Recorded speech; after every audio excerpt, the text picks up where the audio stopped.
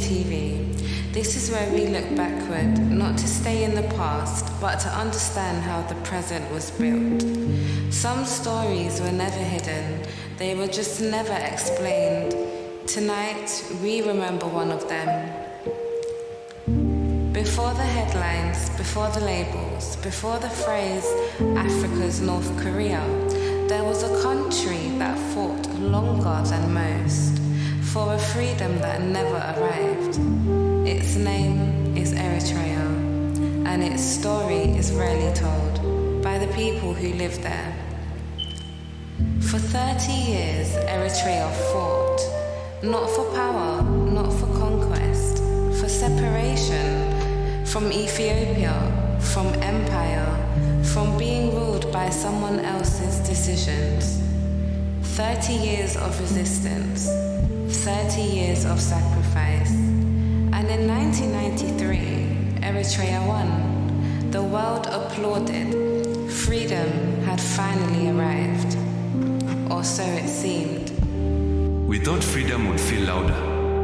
We thought it would arrive like a celebration. But it came quietly. And then it stayed unfinished. Eritrea was born into emergency, mandatory national service, temporary restrictions, temporary silence, but temporary never ended. Years passed, decades passed. Young people joined the military and never left, not for war, not for invasion, for waiting.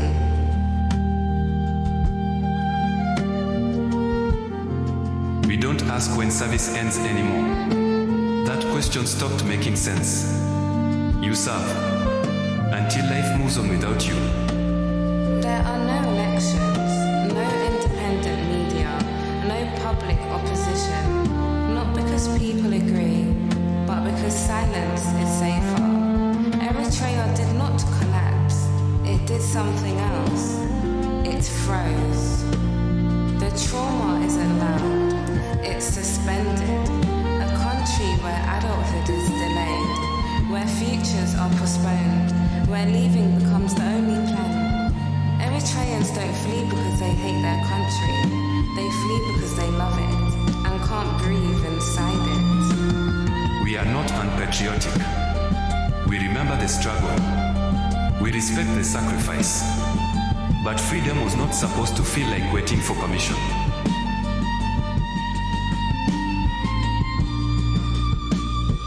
Eritrea doesn't dominate headlines. It doesn't export chaos. So the world stays quiet. Sanctions came. Sanctions went.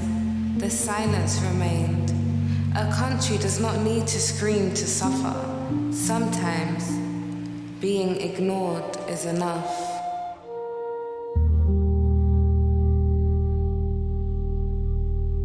No apology was issued, no transition announced. The revolution ended, the emergency stayed. We didn't fight to disappear. We fought to come home.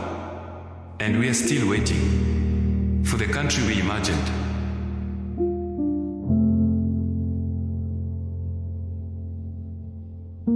Eritrea is not a failed state. It is a paused one, a country caught between victory and arrival. History doesn't repeat itself, it waits, and Eritrea has been waiting for a very long time.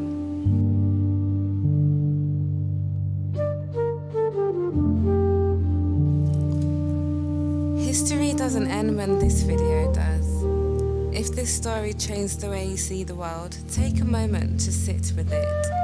And if you want more stories like this, subscribe to RearView TV. This is where we remember what was overlooked, question what was accepted, and look back so we can finally see clearly.